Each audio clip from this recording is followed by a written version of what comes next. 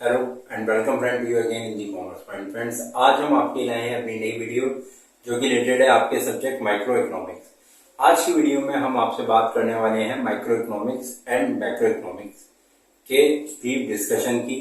आज की वीडियो में हम बात करेंगे माइक्रो इकोनॉमिक्स और मैक्रो इकोनॉमिक्स में क्या डिफरेंस होता है।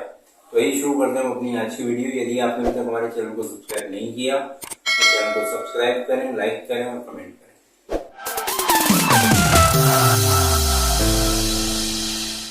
माइक्रो इकोनॉमिक्स होती क्या है? देखिए, यदि हम बात करें, हमारी इकोनॉमिक्स दो तरीके की होती है, एक होती है माइक्रो और एक होती है मैक्रो। माइक्रो इकोनॉमिक्स हमारी वो इकोनॉमिक्स होती है जहां पर हम एक इंडिविजुअल फर्म के बिहेवियर की, जहां पे हम एक इंडिविजुअल पर्सन के बिहेवियर की या नॉर्मली हम इंडिविजुअल पर्सन की आइडेंटिटी की जब हम बिहेवियर की स्टडी करते हैं तो वो मेरी सारी चीजें किसमें आ जाती हैं? वो मेरी आती है micro economics. Micro economics is a small part of macro economics.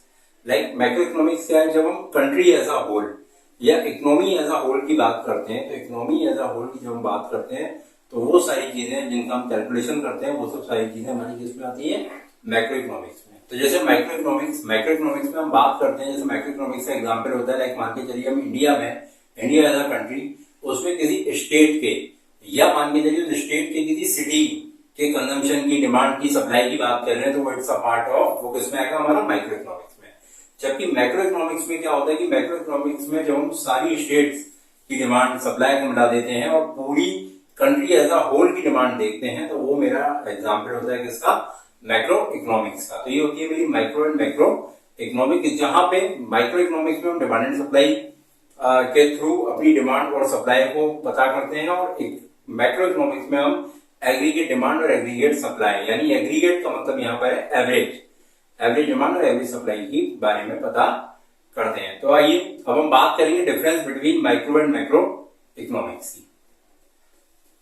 Differences between micro and macro economics. देखिए, जो हमने बात करी इंट्रोडक्शन की, इंट्रोडक्शन में जो हमने बात करी, डेफिनेशन की बात करी, तो डेफिनेशन जो हमारी माइक्रो इकोनॉमिक्स की है वो होती है हमारी, micro economics is the economics which study the behaviour of individual economic unit. जहां पर हम इंडिविजुअल इकोनॉमिक यूनिट की हम बात करते हैं वो हमारे किस में आता है? माइक्रो इकोनॉमिक्स में। मैक्रो इकोनॉमिक्स में जब हम बात करते हैं इकोनॉमी एज अ होल, जैसे मैंने भी आपको इंट्रोडक्शन के माइक्रो इकोनॉमिक्स के इंट्रोडक्शन में ही बताया था कि अगर हम इकोनॉमी एज अ होल यानी इंडिया की पूरी इकोनॉमी की जब हम बात करेंगे तो हम किसकी बात करेंगे? Macro economics. मैक्रो इकोनॉमिक्स में जैसे आप लोगों का 12th में चैप्टर है जिसमें हम नेशनल इनकम पूरी कैलकुलेट करते हैं, तो नेशनल इनकम में हम इकोनॉमी एज अ होल की इनकम पता करते हैं, तो that comes under the macro economics. यहाँ पर हम इंडिविजुअल फर्म की डिमांड, इंडिविजुअल फर्म का मार्केट प्राइस या वो सब सारी चीजें पता करते हैं, तो वो मेरा किसमें आ जाता है? माइक्रो इकोनॉमिक्स में। अब यदि हम बात करें टूल्स, तो मेन जो टूल्स हैं या मेन जो एग्जांपल्स हैं जो माइक्रो इकोनॉमिक्स के हैं, that is known as demand and supply.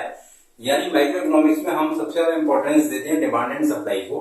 हम इसमें डिमांड, इंडिविजुअल पर्सन की डिमांड या इंडिविजुअल पर्सन के लिए हम क्या सप्लाई कर पा रहे हैं, कितनी क्वांटिटी सप्लाई कर पा रहे हैं, उसकी हम इवेल्युएशन करते हैं।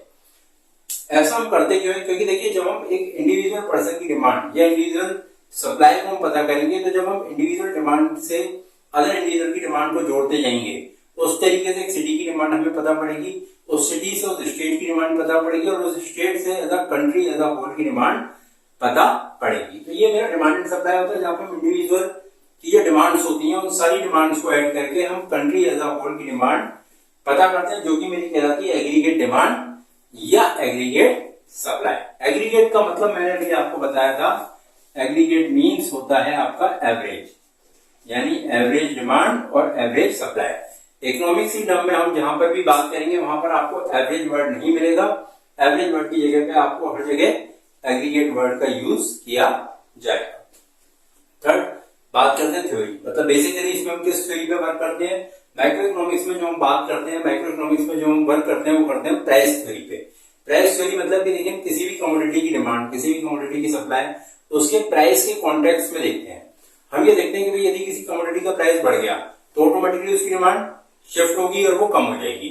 यदि किसी प्रोडक्ट का प्राइस कम हो गया तो उसकी डिमांड बढ़ जाएगी। तो यहाँ पर हम बात करते हैं प्राइस थ्योरी की। यहाँ पर मैक्रो इकोनॉमिक्स में हम बात करते हैं इनकम एंड एम्प्लॉयमेंट थ्योरी।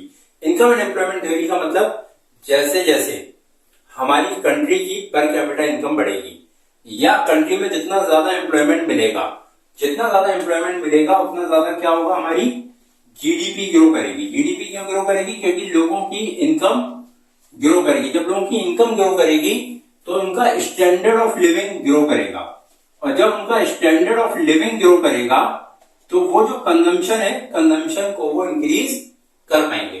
तो यहाँ पर ये थोड़ी हम ब्रॉड सोच पे बात करते हैं, यहाँ पर हम प्राइस पे बात नहीं करते।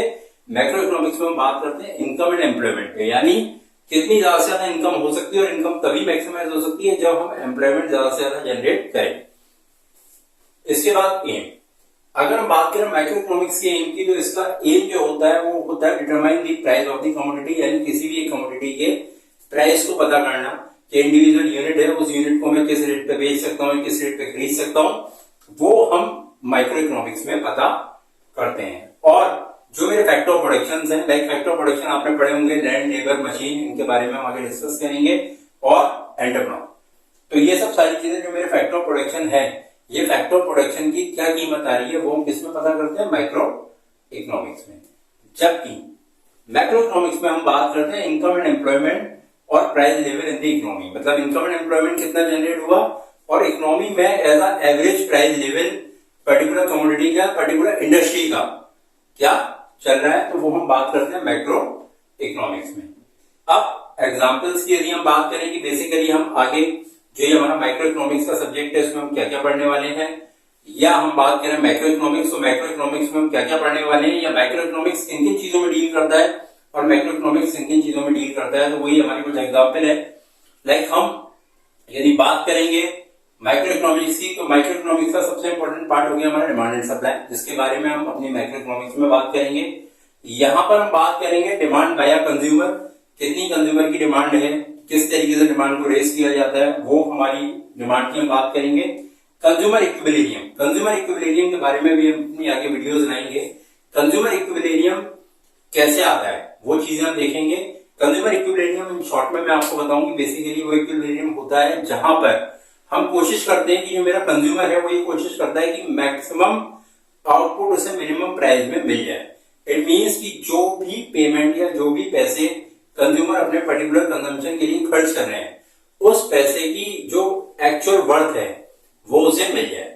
जैसे फॉर एग्जाम्पल यदि हम बात करें कि हम बर्गर खाते हैं, अब बर्गर का जब हम कंजम्पशन करते हैं तो हम देखते हैं कि भाई मेरी ना पड़ोसी दुकान पे बर्गर मिल रहा है, बेकरी हाउस पे बर्गर मिल रहा है, और वो बर्गर मुझे 70 रुपए का दे रहा है, तो हो सकता है मैं उससे बर्गर परचेज ना करूं। क्यों नहीं करूं? क्योंकि 70 रुपए का यदि मुझे बर्गर खाना है तो फिर मैं हो सकता है बर्गर किंग या मैकडी पे जाके बर्गर को कंज्यूम करूं। क्यों? क्योंकि जो मेरी घर के नियर बाई शॉप है, मुझे नहीं लगता कि उसकी जो वर्थ है, जो 70 रुपए में उसको पेमेंट करूंगा, वो 70 रुपए का रिटर्न मुझे मिलेगा। लेकिन यदि वही बर्गर मैं मैकडी पे जाके खाता हूँ, मुझे लगेगा हाँ भाई ये 70 रुपए का मेरा रिटर्न दे रहे हैं। तो that is known as, that comes under the consumer equilibrium, जहां पे जो आप पैसा खर्च कर रहे हो उसको आपको मैक्सिमम सेटिस्फेक्शन मिले, वो हम बात करेंगे जहां पे कंज्यूमर के इक्विलिब्रियम की। ऐसी प्रोड्यूसर इक्विलिब्रियम, अब ये जरूरी नहीं कि भाई प्रोड्यूसर को इक्विलिब्रियम मिले, सॉरी कंज्यूमर को इक्विलिब्रियम मिले, प्रोड्यूसर भी इक्विलिब्रियम चाहता है। मींस कि जो कमोडिटी बना रहा है या जो कमोडिटी का वो कंजम्पशन के लिए लोगों को दे रहा है, और उसका जो मिनिमम रेट है, वो मिनिमम रेट यानी नो प्रॉफिट नो लॉस वाला रेट उसको मिलता है। तो ये कंज्यूमर इक्विलिब्रियम की और प्रोड्यूसर इक्विलिब्रियम की हम इसमें माइक्रो इकोनॉमिक्स में बात करेंगे। Determination of cost of the product, ये हमने भी ऊपर भी बात करी कि हम डिमांड ऑफ द प्रोडक्ट या कॉस्ट ऑफ द प्रोडक्ट या प्रोडक्शन की हम इसमें बात करते हैं। यदि हम बात करें मैक्रो इकोनॉमिक्स की, तो मैक्रो इकोनॉमिक्स में जैसे भी मैंने आपको बताया, हम लोग नेशनल इनकम की बात करेंगे, हम लोग बात करेंगे total investment in the economy, जिसमें हमारा मेन पार्ट नेशनल इनकम का आता है, एनआई का आता है, कि टोटल इन्वेस्टमेंट हमारी इकोनॉमी में कितना है। क्योंकि देखिए जितना ज्यादा इन्वेस्टमेंट आएगा उतना ज्यादा मेरी इकोनॉमी डेवलप करेगी, उतना ही ज्यादा मेरा इनकम एंड एम्प्लॉयमेंट जनरेट होगा, जितना ज्यादा मेरी इकोनॉमी में इन्वेस्टमेंट आएगा। Then money supply, money supply कितनी है, कैसी है, कितनी होनी चाहिए, क्रेडिट मल्टीप्लायर क्या है, वो सब सारी चीजें हम अपनी मैक्रो इकोनॉमिक्स में बात करेंगे। इसके बाद बैलेंस ऑफ पेमेंट, लाइक हम जो इंपोर्ट कर रहे हैं, हम जो एक्सपोर्ट कर रहे हैं, वो सारी चीजें, क्योंकि वो इंपोर्ट और एक्सपोर्ट हम बियॉन्ड दी इंडिया बाउंड्रीज कर रहे हैं, तो हम अपनी कंट्री की बाउंड्रीज के बाहर से इंपोर्ट कर रहे हैं और बाहर ही एक्सपोर्ट कर रहे हैं इंडिया से बाहर, तो उसका हमने कितना इंपोर्ट करा, उसका क्या कीमत हमें देनी पड़ेगी, और कितना हमने इंपोर्ट किया तो उसका कितना पेमेंट करना पड़ेगा, और एक्सपोर्ट से कितना पेमेंट आएगा, उसका बैलेंस हम निकालते हैं बैलेंस ऑफ पेमेंट के थ्रू। तो ये भी हमारा मैक्रो इकोनॉमिक्स का पार्ट है। रेट ऑफ इन्फ्लेशन, कितनी महंगाई बढ़ रही है या डिफ्लेशन कितना हो रहा है, वो सब सारी चीजें मैक्रो इकोनॉमिक्स में बात करते हैं। तो ये हमारे कुछ डिफरेंसेस थे माइक्रो और मैक्रो इकोनॉमिक्स के। हमारी आगे की वीडियोस को देखने के लिए हमारे चैनल को सब्सक्राइब करें, लाइक करें और कमेंट करें।